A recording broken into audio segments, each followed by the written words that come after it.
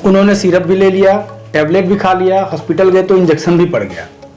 तो ऐसे केसेस पिछले साल हमारे पास आए थे जो सिर्फ पैरासीटामोल खाने के चक्कर में पॉइजनिंग हो गया था, उनको लीवर फेल हो गया था, और खासकर बच्चे थे। डॉक्टर का परामर्श और डेंगू के जो जांच है, डेंगू NS1, IgM और उसके अलावा CBC प्लेटलेट देखने के लिए, ये सारा जांच प्लस डॉक्टर कंसल्टेशन 1000 रुपए के पैकेज में इसको फिक्स किया है। बकरी का जो दूध है वो और इसको बढ़ा देगा और उनको वोमिटिंग करा देगा। ये काफी इंटेंस होता है स्मेल में, तो उसको टॉलरेट करना मुश्किल है।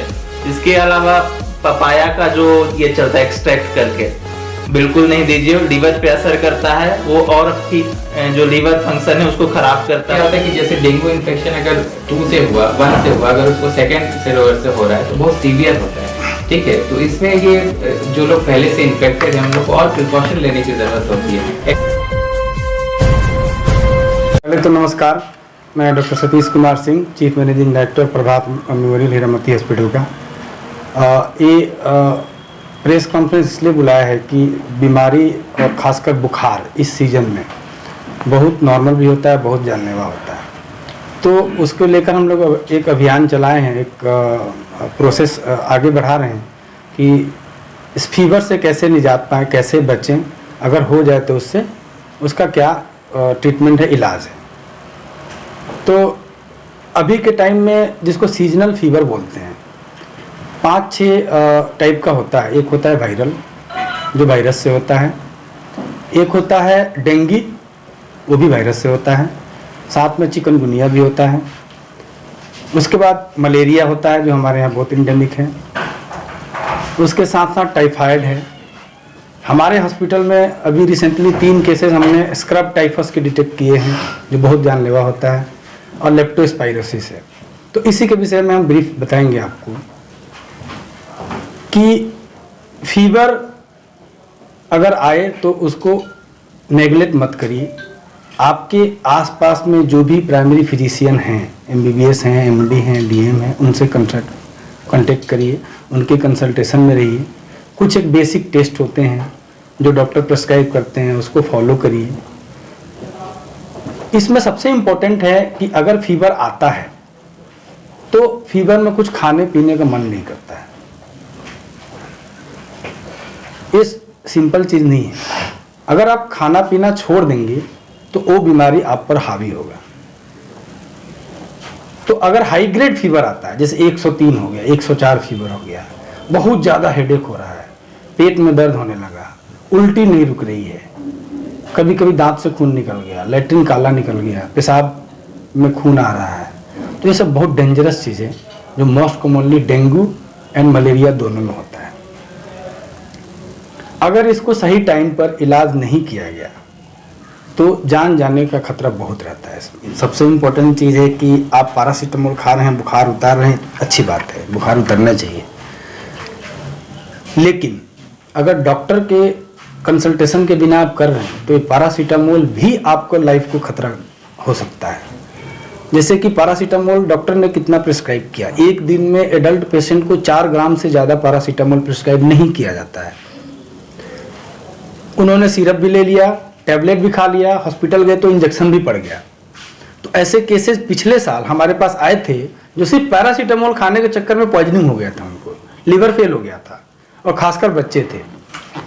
एनीवे, देखिए तो इसमें मेरा ये फीवर उतारने का तरीका सिर्फ पैरासीटामोल नहीं है। अगर मान लीजिए कि आप पैरासीटामोल खाए, 103 डिग्री फीवर है, वो नहीं उतरेगा तो उसका क्या उपाय है? उसका ये उपाय है कि आप एक छोटा स्नान, जिसको बोलते हैं, छोटा स्नान लीजिए और टॉवल से अपने बॉडी को ड्राई कर लीजिए बुखार। लेकिन देखिए 103 बुखार के टाइम में ना आप घर पे रह के खुद से ट्रीटमेंट करना खतरे से खाली नहीं है। सिंपल बात है, आप अपने प्राइमरी फिजिशियन को कांटेक्ट करिए, जो भी नियरेस्ट हो। डेंगू तो बच्चों को भी हो सकता है, और उसके जो अस्पताल प्रबंधन मेरे अंडर ही है, तो उसके लिए मैंने एक जो है ऑफर निकाला है। क्योंकि डेंगू बहुत बड़ी मात्रा में लोगों को जब होता है, लोग बहुत परेशान रहते हैं, तो उसके लिए टेस्ट कराने की एक बड़ी होड़ रहती है। तो मैंने डॉक्टर का परामर्श और डेंगू के जो जांच है, डेंगू NS1, IgM और उसके अलावा CBC प्लेटलेट देखने के लिए, ये सारा जांच प्लस डॉक्टर कंसल्टेशन 1000 रुपये के पैकेज में इसको फिक्स किया है, ताकि समाज तक, लोगों तक ये मैसेज जाए और वो अपनी जांच को करा सके। इसके अलावा एक और समस्या जो आता है बेड का, उसके लिए एक्स्ट्रा अस्पताल में मैंने 20 बेड का अरेंजमेंट किया है, ताकि जो है बेड के लोगों को किल्लत ना हो। तीसरा है कि प्लेटलेट्स के लिए दिक्कत होती है, तो अपने स्तर पे मैंने डिफरेंट ब्लड बैंक के साथ MOU साइन किया है कि वो लोग कोशिश करें कि ब्लड जब अवेलेबल हो सके, ताकि कई बार मेजर ट्रांसफ्यूजन की जरूरत पड़ जाती है। और हमारे 2 मेडिसिन के मुख्य डॉक्टर हैं, डॉक्टर नरेंद्र और डॉक्टर दानिश, जो हमारे मेडिसिन विभाग को देखते हैं। इसके अलावा हमारे इमरजेंसी फिजिशियंस हैं, तो इसके अलावा जो इंटेंसिविस्ट हैं, तो डॉक्टर की टीम, तो आपके पास अस्पताल में मैंने जांच की सुविधा मुहैया कराई है, बिस्तर का सुविधा मैंने मुहैया कराई है, और डॉक्टर की 24/7 मॉनिटरिंग, 2 से 3 डॉक्टर एज ए कंसल्टेंट अस्पताल में मौजूद रहेंगे। ये हमने देने का प्रयास किया है, और जनता के लिए है कि 24 घंटे लोग रहेंगे OPD के अलावा भी इमरजेंसी में, और जो टेस्ट और सलाह है वो मिनिमम रेट में करने का प्रयास किया है। साथ में ब्लड की जरूरत पड़े उसके लिए भी व्यवस्था करने का प्रयास किया। ये हमारे साथ जो समाज में प्रॉब्लम है कि बहुत सारी चीजों का चलता है नुस्खा कि ये कर लेंगे तो ठीक हो जाएगा, ये कर लेंगे तो प्लेटलेट ठीक हो जाएगा। पहली बात, ये जो आपने कहा बकरी का दूध, ये बिल्कुल नहीं दीजिए। ऑलरेडी जो पेशेंट होता है उनका लीवर अफेक्टेड होता है, जो गैस्ट्राइटिस है वो ऑलरेडी हो रखा होता है। बकरी का जो दूध है वो और इसको बढ़ा देगा और उनको वोमिटिंग करा देगा। ये काफी इंटेंस होता है स्मेल में, तो उसको टॉलरेट करना मुश्किल है। इसके अलावा पपाया का जो ये चलता है एक्सट्रैक्ट करके, बिल्कुल नहीं दीजिए, लीवर पे असर करता है वो, और आपकी जो लीवर फंक्शन है उसको खराब करता है, आपके सिम्टम्स को और खराब करेगा। तीसरा चीज जो है कीवी उवी, इसका बहुत कोई एविडेंस नहीं है, दे सकते हैं, कोई फर्क बहुत नहीं पड़ता है।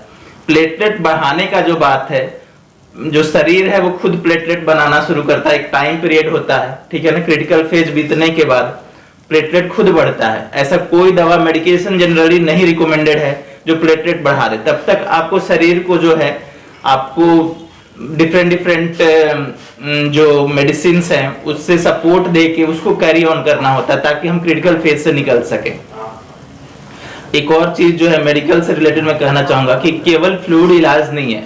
इसमें क्या होता है कि जब पेशेंट कॉम्प्लिकेट होता है तो पानी जो है आपके शरीर से बाहर निकल के जो थर्ड स्पेस लॉस करते हैं उसमें जाके इकट्ठा होना शुरू करता है। उसमें क्या होता है कि आपका जो खांसी है वो शुरू हो जाएगा, चेस्ट में जो है वो पानी भरने लगेगा, पेट में पानी भरने लगेगा, हार्ट में भरने लगता है। तो उस केस में आपको डेफिनेटली एक अच्छे जगह पे ट्रीटमेंट कराना है, ना कि किसी के पास जाके पानी चढ़वा रहे हैं, वो फाइनली उसके चलते भी आपकी डेथ हो सकती है। तो ये क्रिटिकल फेज में ना बहुत अच्छे से मॉनिटरिंग की जरूरत होती है, और उसके बाद कभी कभी फ्लूइड ओवरलोड के चलते फिर हमको फ्लूइड कम भी करना होता है, और साथ में बीपी भी देखना होता है। तो इस क्रिटिकल फेज को नेग्लेक्ट नहीं करें। कभी भी आप बार बार वोमिटिंग हो रही है, आप उठते ही गिर रहे हैं, चक्कर आ रहा है, आपकी बीपी ठीक नहीं हो रही है, तो डेफिनेटली आपको स्ट्रिक्ट ऑब्जर्वेशन में डॉक्टर के रहना, इंडोर में रहना है, बाहर नहीं ऐसे इलाज कराते रहना। हमने अपनी तरफ से PPL वार्ड बनाया है खुद का। ये पटना में कहीं नहीं है कि जो है BPL वार्ड की गरीब आदमी है तो वो BPL के नाम पे एडमिट होगा और उसको 2 से 3 हज़ार रुपए में पर डे के इलाज के खर्चे में उसको इलाज बिस्तर का दिया जाएगा। जो ये उसके अंदर डॉक्टर कंसल्टेशन भी इंक्लूडेड है। एक प्राइवेट सेक्टर अस्पताल में ये मिनिमम रेट है जिसमें हम दे रहे हैं। तो एक BPL वार्ड भी हमारे यहाँ है, ये भी जनता के बीच पहुँच जाए ताकि जो बेचारा गरीब हो तो अपना इलाज करा सकते हैं। कभी क्या होता है, किसी को पहले डेंगू हुआ देखेंगे, किसी को फिर से डेंगू हुआ तो बहुत सीवियर होता है, उसको कहते हैं सीक्वेंशियल डेंगू इन्फेक्शन।